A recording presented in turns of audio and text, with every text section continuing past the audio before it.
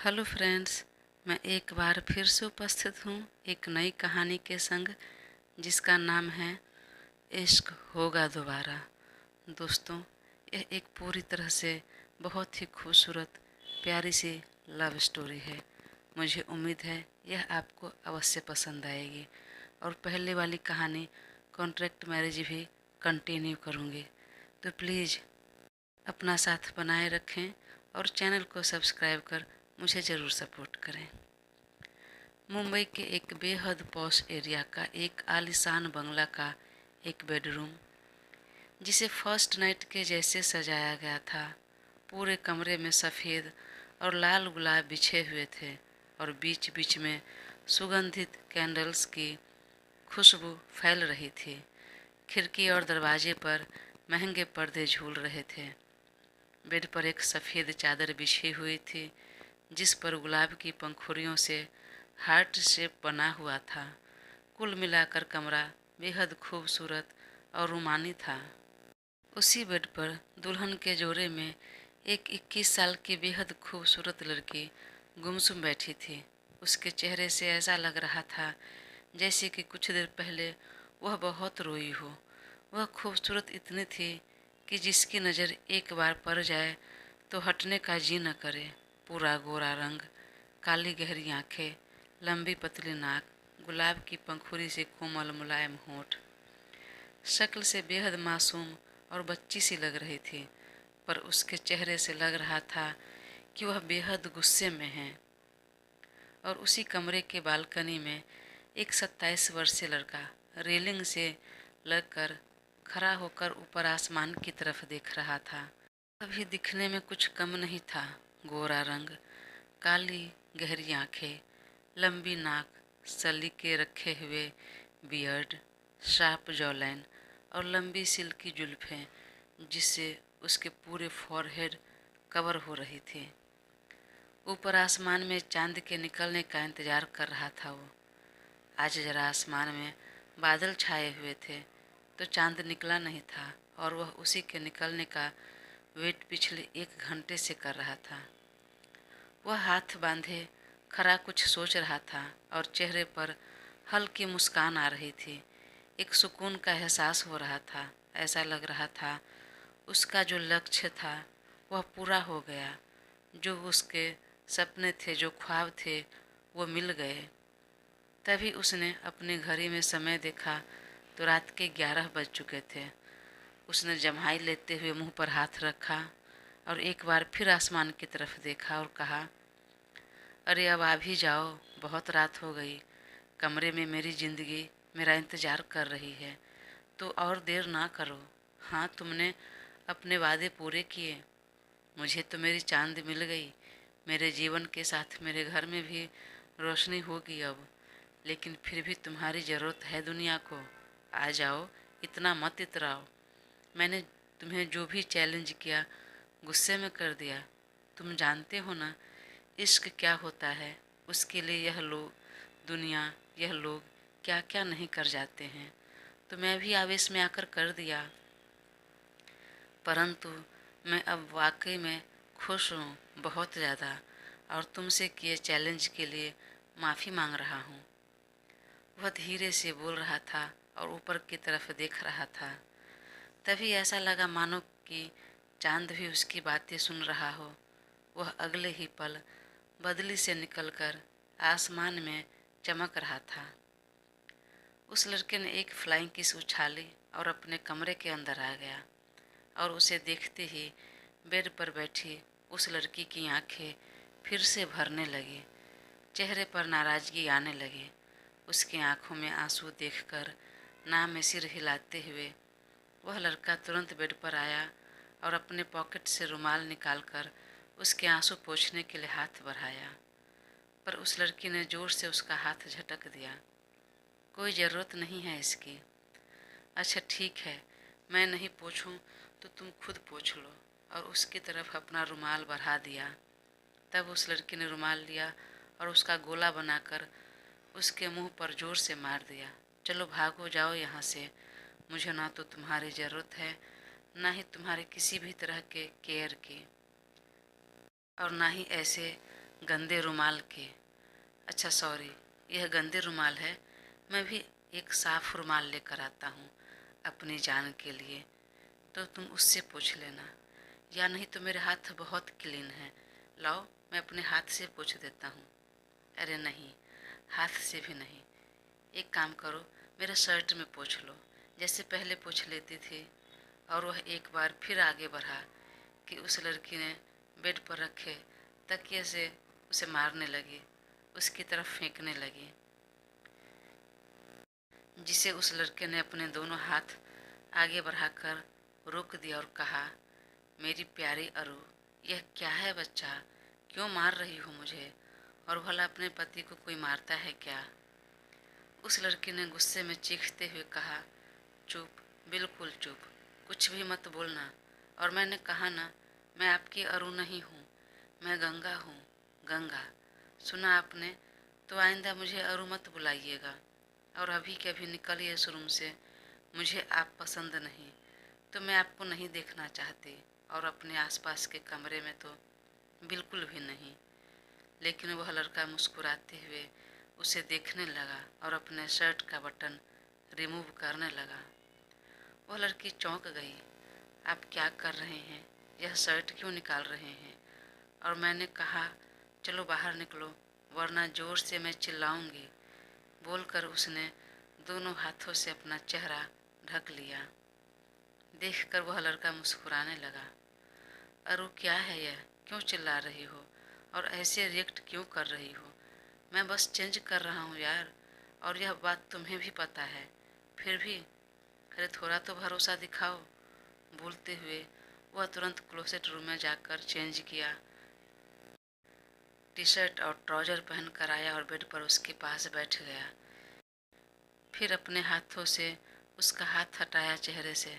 चलो हटाओ अपना हाथ और देखो मेरी आंखों में, तुम्हें कोई छल, फरेब या झूठ दिखाई दे रहा है? बस एक बार देखना, तुमको फिर से वही प्यार और भरोसा, सुकून सब दिखेगा। भरोसा और आप पर नहीं, कभी नहीं। आप पर भरोसा करना मतलब भरोसा शब्द का अपमान होगा। भले ही आपने मुझसे शादी कर ली, पर मैं आपसे प्यार नहीं करती, और भरोसा तो शायद इस जन्म में मुश्किल है। बोलकर वह लड़की फिर से रोने लगी, तो उस लड़के ने उसे कसकर बाहों में भर लिया और उसका सिर चूम कर सहलाने लगा। फिर उससे दूर होकर अपना हाथों में उसका चेहरा भर लिया और उसकी आंखों में देखते हुए कहा, हाँ ठीक है गंगा, तुम अरु नहीं, गंगा हो, मेरी गंगा। और तुम जानती हो, मैं तब से तुम्हें प्यार करता हूँ जब तुम इस दुनिया में आई और पहली बार तुम्हें देखा। हाँ, कुछ साल लग गए, हम अलग रहे, पर हमारा प्यार कभी कम नहीं हुआ, और आज भी करता हूँ। और तुम मुझ पर भरोसा करो या न करो, पर मुझे तुम पर पूरा भरोसा है, और अपने ऊपर भी, कि मैं एक न एक दिन फिर से तुम्हारा भरोसा जीत लूँगा, और फिर से तुम्हें इश्क भी हो जाएगा। तुम्हें जितना समय लेना है लो, मैं हर एक कदम पर, हर पल, हर एक सांस के साथ तुम्हारे साथ हूँ। मैं तुम्हें इतना प्यार दूँगा, इतना प्यार दूँगा कि जितना दुख तुमने झेला है, उसका एक कतरा भी तुम्हारे ज़हन में नहीं रहेगा, याद नहीं रहेगा, सब भूल जाओगे, और तुम्हें एक बार फिर से मुझसे इश्क होगा। हाँ, यह इश्क होगा दोबारा। मुझे यकीन है अपने प्यार पर, कि मेरा प्यार एक दिन गंगा को फिर से आराधना बना देगा। हाँ आराधना, तुम मेरी आराधना हो। उसकी बातें सुनकर गंगा यानी कि आराधना अपने मोटे मोटे पलकों को जल्दी जल्दी झपकते हुए उसे देखने लगी। तब उस लड़के ने हाँ में सिर हिलाया, पर गंगा ने ना में सिर हिला दिया। नहीं शिवाय, ऐसा नहीं होगा, अब नहीं होगा, मुझे दोबारा इश्क नहीं होगा, ना तुमसे और किसी और से तो कभी नहीं। बोलते हुए उसके आंखों के कोर से आंसू बह निकले। फिर तो तुमने अपने शिवाय को जाना नहीं तुमने गंगा। तुम्हें ढूंढने के लिए मैंने दुनिया छान मारा, जमीन आसमान एक कर दिया, तो क्या तुम्हारा प्यार और भरोसा जीतने के लिए मैं कुछ नहीं करूँगा? गंगा से वापस मेरी आराधना बनाने के लिए मैं क्या क्या कर जाऊंगा, क्या कर गुजरूंगा, इसका शायद अंदाज़ा भी नहीं होगा तुम्हें। भगवान से ज़्यादा भरोसा तुम मुझ पर करते थे, तो मुझसे हुई एक गलती मेरी आराधना को, उसके प्यार को, उसके विश्वास को, भरोसा को नहीं छीन सकती। तुम बस साथ रहो। भरोसा खुद से मैं करवा लूँगा। होगा, तुम्हें दोबारा इश्क होगा। वह एक टक भरी नज़रों से देख रही थी बस। तभी शिवाय ने कसकर उसे सीने से लगा लिया।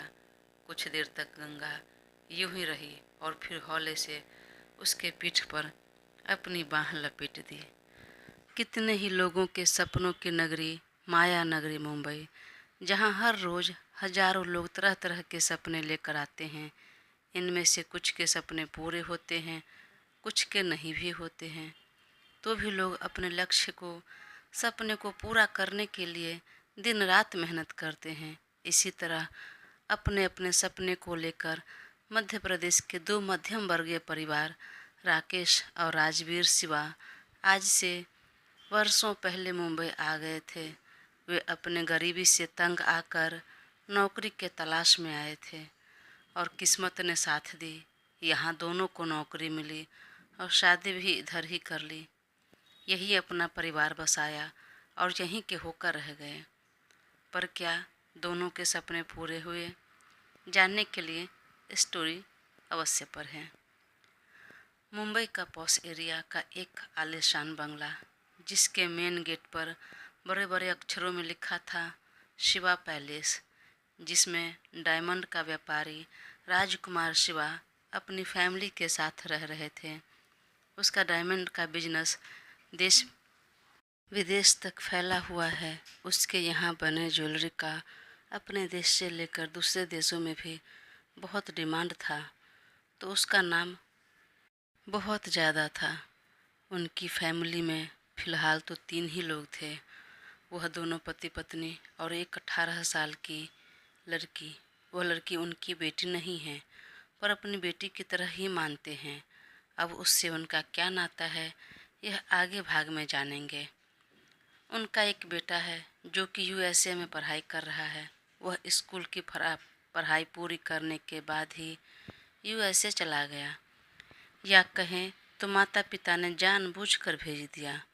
उसका मन नहीं था उसके बावजूद भी, और तब से वह अब तक मुंबई आया नहीं, घर नहीं लौटा।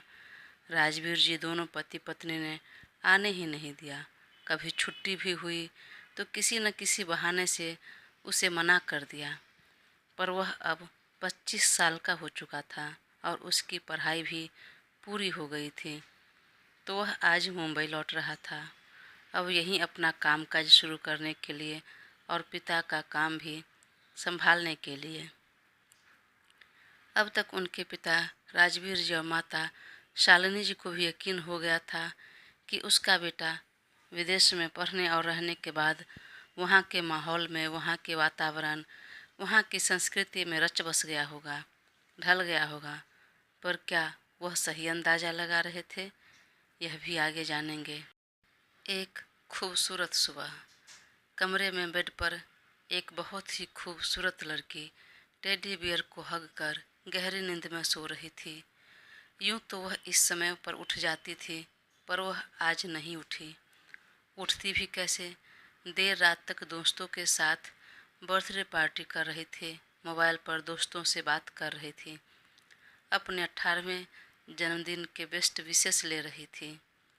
वहीं दूसरी तरफ घर की मालकिन शालिनी जी पैलेस का साज सज्जा देख रही थी। पिछले 1 महीने से इस पैलेस की साफ सफाई और रंग रोगन के साथ साथ साज सज्जा चल रही थी। बेटे के आने की खुशी में वह सब कर रही थी। वहीं दूसरे कमरे में राजवीर जी ऑफिस जाने के लिए रेडी हो रहे थे और धीरे धीरे एक गाना भी गुनगुना रहे थे। जब वह ऑफिस जाने के लिए पूरी तरह रेडी हो गए तो कमरे से बाहर निकले और चारों तरफ नज़र दौड़ाकर किसी को ढूंढने लगे, और जिसे ढूंढ रहे थे उस पर नज़र चली गई तो दबे पांव मुस्कुराते हुए पास आए और पीछे से हग कर लिया। अब बस कीजिए, बहुत अच्छे से घर की साज सज्जा हो गई है। और कितना करेंगे, निहारेंगे। पूरा लुक चेंज करवा दिया आपने। आपका बेटा तो शायद पहचाने भी नहीं कि यह हमारा ही शिवा पैलेस है। वह उसी तरह खड़ी रही और राजवीर जी की कलाई पकड़ ली। अरे देखिए ना, मैं बोली थी कि मेन गेट पर गेंदा के साथ ताज़ा जैस्मिन के फूल लगाने के लिए, जिससे कि नेचुरल खुशबू फैलती रहे, पर सिर्फ गेंदा फूल लगा दिया है। यह सभी एक बार में सुनता नहीं है। ये भी अच्छा लग रहा है। आपको तो कुछ भी अच्छा लगता है। अरे जब तक आप मेरे साथ हैं तो सब कुछ अच्छा ही लगता है, अच्छा ही है। वैसे क्या आज मैं यूं ही ऑफिस चला जाऊं? चाय नाश्ता कुछ नहीं मिलेगा, कुछ नहीं बनेगा? अब वह पलटकर उसके गले में बाँह डालते हुए बोली, यूं ही क्यों जाएंगे? आपकी लाडली ने बनाकर नहीं दी चाय कॉफ़ी? अब तक तो दोबारा आपकी चाय कॉफ़ी हो गई रहती थी। नहीं दी तभी तो आपको बोलने आया हूँ। अगर मेरी लाडली दी होती तो आपको बोलने आता। ओह, तो कहाँ है महारानी? 7 बज गए, निकल गई क्या कॉलेज के लिए? सो रही है अब तक, तो उठा दीजिए। नहीं नहीं, सोने दीजिए। देर रात तक जगी थी, नींद पूरी होने दीजिए। देर रात तक जगी थी, पर किस लिए? पढ़ाई करने के लिए? नहीं, दोस्तों से बात करने के लिए। सिर पर एग्ज़ाम है, मैं जाकर उसे जगा देती हूँ। फिर शालिनी जी जाने लगी उसे जगाने के लिए, तो राजवीर जी ने उसकी कलाई पकड़कर खींच लिया। अरे सोने दीजिए ना, आज आप ही अपने हाथों चाय बना दीजिए, थोड़ा अपना वाला प्यार डालकर, और ले आइए यहीं बालकनी में। दोनों बैठकर पीते हैं और थोड़ा क्वालिटी टाइम स्पेंड करते हैं। वैसे भी आज आपका बेटा आ रहा है, तब आप मुझे समय थोड़ी ना देंगी। सारा समय तो अपने लाडले को ही देंगी। फिर तो आप दोनों माँ बेटा मिलकर मेरा और मेरी बेटी का नींद चैन सब हराम कर देंगी। आखिर इतने सालों बाद आपका बेटा जो आपके पास आ रहा है, उसके कंधे पर अपनी ठोड़ी टिकाते हुए कहा, अभी लेकर आती हूँ। वैसे भी सच कहा आपने, मेरा बेटा आ जाएगा तब तो फिर मैं इस सब में व्यस्त हो जाऊंगी। लेकिन आप यह बात कान खोलकर सुन लो, बता देती हूँ। आप और आपकी लाडली दोनों मिलकर मेरे बेटे को परेशान मत करना, उसकी खिंचाई मत करना। अरे मैं और लाडली नहीं, अब देखना बेटा भी हमारे ग्रुप में आ जाएगा और हम मिलकर फिर उधम मचाएंगे। आपकी नींद चैन सब हराम करेंगे तीनों मिलकर। जो भी करना है आप और आपकी लाडली मिलकर करिएगा। खबरदार जो मेरे बेटे को अपने ग्रुप में शामिल किया तो वह तो करूँगा ही मैं, क्योंकि वह आएगा तो मेरी वाइफ कुछ बदल जाएगी। जो अटेंशन मुझे मिलना चाहिए वह उसे मिलने लगेगा। सच में वह आएगा तो हमारे प्यार का दुश्मन बन जाएगा। शालिनी जी ने मुस्कुराते हुए उनकी आंखों में देखा और कहा, जो कुछ भी कहना है मुझे कहिए, पर खबरदार जो मेरे बेटे को कुछ भी कहा तो। वैसे क्या बात है, आपको लगता है कि मैं आपसे अब प्यार नहीं करूँगी मेरा बेटा आ जाएगा तो? और क्या मैं प्यार नहीं करती आपसे? याद कीजिए, मेरे माँ बाप ने मेरा हाथ आपके हाथ में देते समय जो सब कहा था वह सब याद है, और जितना कहा था उससे कई गुना ज़्यादा प्यार करती हूँ मैं आपसे। तो राजवीर जी ने सालू जी की नाक खींच दी। अरे मजाक कर रहा हूँ। वैसे कब आ रहा है आपका राजकुमार? प्लेन तो सुबह में जल्दी ही लैंड हो गई होगी। पता नहीं, बोला था कि शाम हो जाएगी तो देर रात तक आएगा। पर देखना, मुझे पूरा यकीन है मेरा बेटा अब समझदार हो गया होगा। बिल्कुल मुझे परेशान नहीं करेगा, आपके और आपकी लाडली की तरह। हाँ, क्यों परेशान करेगा? आखिर आप अपने पापा के ऊपर जो गया है समझदारी में। शालिनी जी जो कॉफ़ी बनाने जा रही थी, पलट कर आई और हौले से एक मुक्का उसके पेट पर मार दिया। हूँ, समझदार और आप, कोई मेल ही नहीं है आप दोनों का। और जाने लगी वह, तो उसने फिर से कलाई पकड़ कर खींच ली। अच्छा सच सच बताइए, मैं आपको परेशान करता हूँ कि प्यार करता हूँ? सुबह सुबह ना आप भी शुरू हो गए। चुप रहिए और छोड़िए मुझे। किचन में जाने दीजिए, मैं आपके लिए कॉफ़ी बना कर ले आती हूँ और कुछ हल्का फुल्का नाश्ता भी। और आप ऑफिस जाइए और ये भी कॉलेज चली जाएगी, तब मैं अपने बेटे के लिए उसके पसंद का सारा खाना बना कर रखूँगी। पर आपको लगता है कि अपना बेटा अभी भी वैसा ही रहेगा या बदल गया होगा? वैसा ही रहेगा, क्या बदल जाएगा? अरे वहाँ की आबो हवा में रह रहा है, वह तो लगी ही होगी ना। पर मुझे नहीं लग रहा, क्योंकि इंसान की जो सोच होती है, थिंकिंग होती है, जैसा दिल होता है, वह कहीं भी रहे बदलता नहीं। अच्छा बताइए, मैं बदल गया क्या? जैसे आपको मैं पहले प्यार करता था वैसा आज भी कर रहा हूँ ना। मैं यहाँ से कहीं भी चला जाऊँ, विदेश भी चला जाऊँ, पर आपके लिए मेरी जो फीलिंग है वही रहने वाली है, बदलने वाली नहीं। हाँ, पर जो भी हो, पुराने बातें अभी नहीं छेड़नी है। दोनों बात कर रहे थे तभी दरवाजे की बेल बजी और शालिनी जी ने कहा, आ गई एक और आफत। बोलते हुए डोर खुला तो सामने पीठ पर कॉलेज का बैग लिए सुहानी खड़ी थी। Good morning aunty. Good morning uncle. Aradhana ready हो गई क्या? अरे बेटा, वो तो अब तक घोड़े बेचकर सो रही है। जाकर उठा दे। क्या? वह अब तक सो रही है? 7 बजकर गए, अब तक महारानी सो रही है? लगता है अपने सारे पुराने रिकॉर्ड तोड़ देगी। बोलकर उसने अपना हेलमेट और पिट्ठू बैग टेबल पर रखा और सीढ़ियाँ चढ़ते हुए फर्स्ट फ्लोर पर बने उसके कमरे में चली गई। पहले तो सोचा कि नॉक करती हूँ, लेकिन फिर बिना नॉक किए ही अंदर आ गई और सीधे नज़र बेड पर गई और मुंह उसका खुला रह गया, आंखें फटी रह गई अंदर कमरे का नज़ारा देखकर। ऐसा तो रूम था जैसे रूम की कल्पना चाहत लगभग हर लड़की की हो। कल रात ही आराधना 18 साल की हो गई, तो उसकी पसंद के अनुसार पूरे कमरे को बेबी पिंक कलर का थीम दिया था। दीवार पर उसके तरह तरह के फ़ोटो, विंडो से लेकर दरवाजे तक पिंक कलर के पर्दे, महंगे पेंटिंग्स और शोपीस लगे थे। बेड के बगल में एक टेबल था जिस पर उसके ढेरों गिफ्ट रखे थे।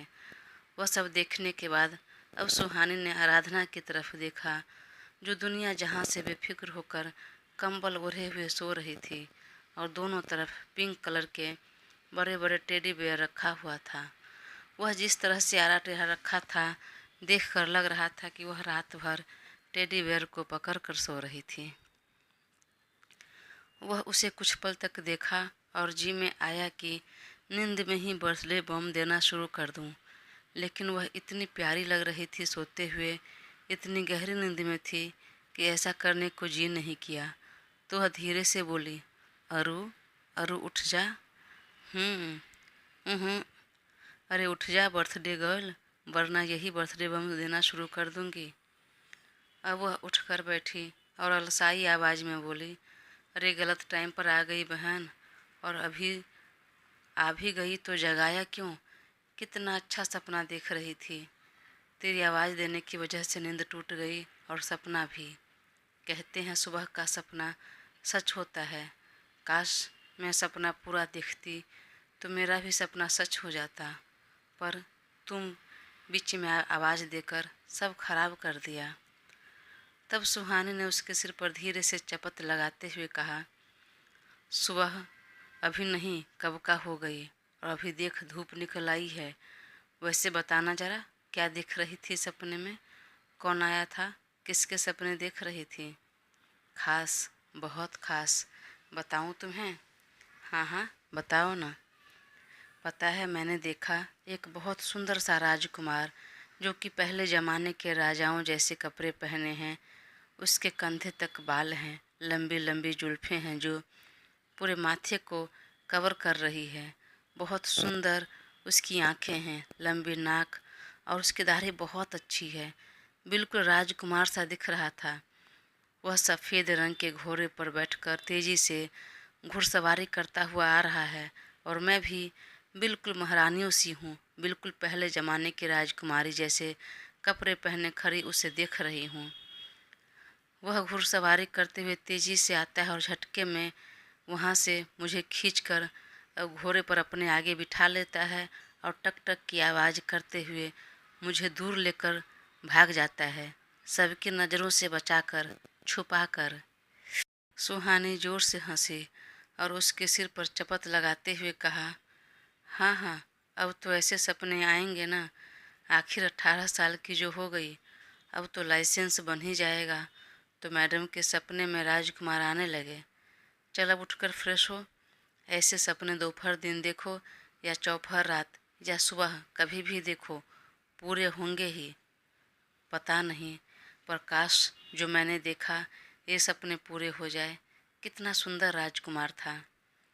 बहन, सपने और सपने वाले राजकुमार को छोड़ और कॉलेज चल। फर्स्ट ईयर का ये फाइनल एग्ज़ाम सिर पर है और आज तो हमें अपना नोट्स भी सबमिट करना है। उसके बाद हमें पार्टी करने भी जाना है। आज तो पूरा दिन हम बिजी रहेंगे। वैसे क्या पहनने वाली है तुम आज? जीन्स और टॉप पहनूंगी, और क्या। जो भी पहनना है पहन, पर एक पार्टी वेयर ड्रेस बैग में रख ले। कॉलेज से निकलते समय काकी को बता देंगे कि हम कॉलेज से निकलकर पार्टी करने जाएंगे और आने में देर हो जाएगी। देखना, अपने बैग में मैंने छोटा सा मेकअप किट रख लिया है। तब अनुराधा तुरंत बेड से उतर गई। मैं अभी फ्रेश होकर आती हूँ। हाँ, जल्दी से आ, वरना मैं छोड़कर चली जाऊँगी और तेरा बर्थडे पार्टी भी तेरे बिना एंजॉय कर लूँगी। ए लड़की, ऐसा करेगी तो सच्ची में मार दूँगी मैं तुम्हें। एक तो ऐसे ही गलत समय पर आकर मेरी नींद खराब कर दी, मेरा सपना तोड़ दिया, और फिर ऐसी बातें करेगी। देख, मैं झटपट फ्रेश होकर आती हूँ, तब तक तू मेरा बैग पैक करके रखना। और हाँ, एक पार्टी वेयर ड्रेस भी बैग में चुपचाप डाल दो। हाँ ठीक है, डाल दूँगी, लेकिन मुझे डर लग रहा है। पार्टी के लिए काकी तैयार होगी कि नहीं, परमिशन देंगी कि नहीं। वो हम काकी को मना लेंगे। और वह फ्रेश होने चली गई, और जब तक वह फ्रेश होने गई तब तक उसने उसका बैग पैक कर दिया। सुहानी और आराधना दोनों ही बचपन के दोस्त हैं। जिस दिन आराधना का एडमिशन लिया स्कूल में, उसी दिन सुहानी का भी हुआ था, और तभी दोनों की मम्मी का आपस में जान पहचान हुई, और तब से ही दोनों मम्मी और दोनों बेटी फ्रेंड है। सुहानी और आराधना दोनों को ही एक दूसरे के बारे में सारी बातें, सारी सीक्रेट्स पता होते हैं। दोनों एक दूसरे की जान है, एक दूसरे पर जान छिड़कती है। सुहानी जहाँ पढ़ने में स्मार्ट है, वहीं आराधना थोड़ी कम है, पर घर परिवार के मामले में बहुत होशियार और समझदार है। घर का सारा काम जानती है और रोज़ सुबह उठकर सबसे पहले एक कॉफ़ी बनाकर अपने काका यानी राजवीर जी को देती है। और आज भी उनके हाथों का कॉफ़ी जब तक राजवीर जी पी न ले, तब तक उन्हें चैन नहीं मिलता, सुकून नहीं मिलता पूरा दिन। कुछ देर में आराधना नहा कर आई और बाथरूम पहने सीधे क्लोसेट रूम में चली गई, और जाते जाते बोली, बैग पैक कर दिया क्या तूने? हाँ, सब कर दिया, तू जल्दी बाहर आ। वह क्लोसेट रूम में जाकर कपड़े देखने लगी। क्या पहनूं? Jeans top? नहीं, फ्रॉक पहन लेती हूँ। नहीं, काकी नाराज़ हो जाएंगे। जीन्स टॉप पहनती हूँ, यह बहुत है। मन में बोलकर उसने जीन्स टॉप पहना और ब्लैक कलर के फ्रॉक, जो कि उसके घुटने तक की लंबाई के थे, उसको बैग में रखने की सोची ताकि का पार्टी में पहन सकूं। और फिर आईने के सामने जाकर रेडी होने लगी। उसने अपने कमर तक लंबे सिल्की बाल को बीच मांग कर एक पोनीटेल बना लिया। चेहरे पर लाइट मेकअप के साथ काजल, लाइनर और होंठ पर न्यूड लिपस्टिक लगा ली, और आज उसने मस्करा भी लगा लिया। कहीं ना कहीं वह भी जानती थी आज उसका बर्थडे है तो काकी कुछ भी नहीं कहेगी, मना नहीं करेगी मेकअप के लिए। और फिर मुस्कुराते हुए बाहर निकली तो सुहानी ऊपर से नीचे तक उसे देखने लगी। तो मैडम, लगता है सपनों के राजकुमार से तुम कुछ ज़्यादा ही इम्प्रेस्ड हो गई हो। बहन, सपना था, हकीकत नहीं, जो इतना बन के जा रही है। नहीं नहीं, हो सकता है वह सपने वाला राजकुमार कहीं हकीकत में तुझे मिल जाए। वैसे भी तू आज इतनी प्यारी दिख रही है, इतनी हॉट कि कितने ही बेचारों का दिल मेल्ट हो जाएगा तुम्हें देखकर। अरे ऐसा कुछ नहीं है, ऐसा ही है। और मुझे तो लगता है तुम्हारे सपने में आने वाला अपने कॉलेज का ही तो कोई नहीं है। वैसे कितने ही लड़के तेरे पीछे लगे हैं यार। और मुझे अभी अभी पता चला, वह जो सोनू है वह तो हाथ पैर धोकर तेरे पीछे पड़ा है। छी, वह मोटू? नहीं यार, कहाँ मेरे सपनों का राजकुमार, और कहाँ वह तो नहीं। तो कोई और भी तो है? नहीं बाबा, अभी सब के चक्कर में नहीं पड़ना मुझे।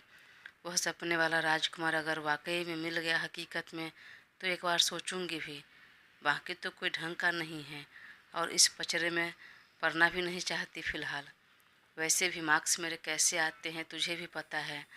यह बात अगर काकी को पता चले तो मेरा कॉलेज आना जाना पढ़ाई लिखाई सब बंद, और अगले दिन पता चला किसी के साथ बांध कर विदा कर देंगे, निकाल देंगे इस घर से। वैसे चल जल्दी से नीचे, आज तो बहुत देर हो गई। आज मैं काका को कॉफ़ी बनाकर भी नहीं दी। पता नहीं वो ऑफिस चले गए कि हैं ही। और चल हम दोनों नीचे मिलते हैं काका से। और दोनों सीढ़ी पर टक टक की आवाज़ करते हुए नीचे उतरे तो टेबल पर राजवीर जी नाश्ता कर रहे थे। गुड मॉर्निंग काका बोलकर पास आई और पैर छू लिया। खुश रहो मेरा बच्चा, भगवान करे वह सब कुछ मिले जिसकी तुम्हें कामना है। वहीं शालिनी जी ने उसे ऊपर से नीचे तक देख रही थी। लाइट पिंक कलर का टॉप, नीचे डेनिम जीन्स, पैर में वाइट शूज, बाल के पोनी और मेकअप में तो बिल्कुल प्रिंसेस लग रही थी। देखकर वो भी हौले से मुस्कुराते हुए कहा, बहुत प्यारी लग रही है, भगवान करे किसी की नज़र न लगे।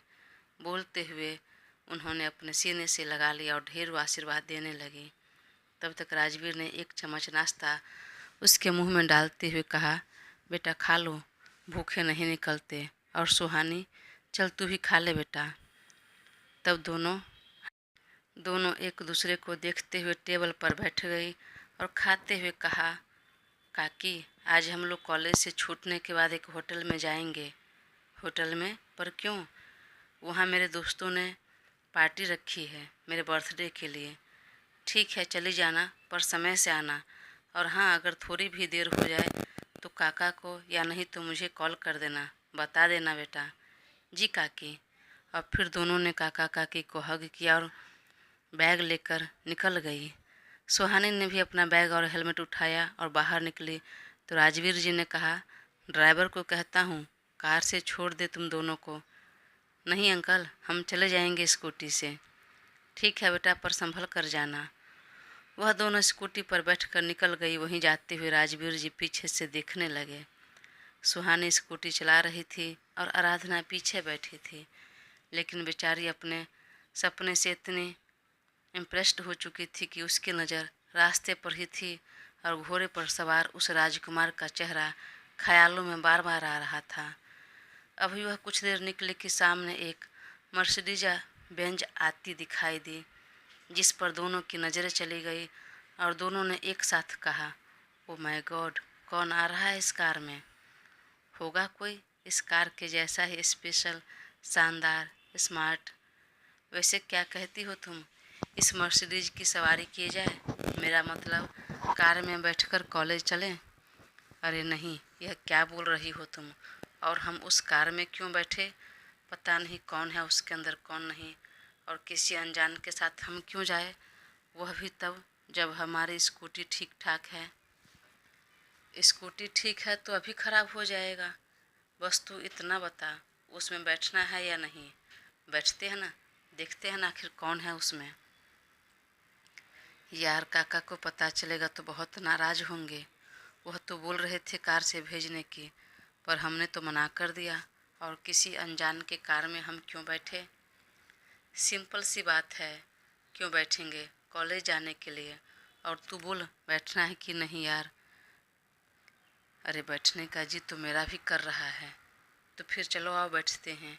और तुरंत उसने स्कूटी साइड में लगा दिया और झटपट दोनों चेहरे पर स्कार्फ बांध लिया। अनुराधा थोड़ी डर रही थी, पर सुहानी थोड़ी नटखट थी तो बोली, अरे डर मत, थोड़ी बहुत बदमाशियाँ तो बनती है मेमोरी के लिए। कॉलेज टाइम की अपनी मेमोरी होने चाहिए कि नहीं। तब तक वह मर्सिडीज पास आ चुकी थी तो सुहानी ने तुरंत आगे हाथ बढ़ा दिया तो वह कार रुक गई और अगले ही पल कांच नीची हो गई, जिसमें एक नवयुवक बैठा था। और उसे देखते ही अनुराधा जोर से चीख उठी और मन में बोली, ओ माय गॉड, ये तो सपने वाला राजकुमार है। दोस्तों, कहानी आगे जारी रहेगी। प्लीज़ अपना साथ बनाए रखें और चैनल को सब्सक्राइब कर मुझे ज़रूर सपोर्ट करें। Thank you.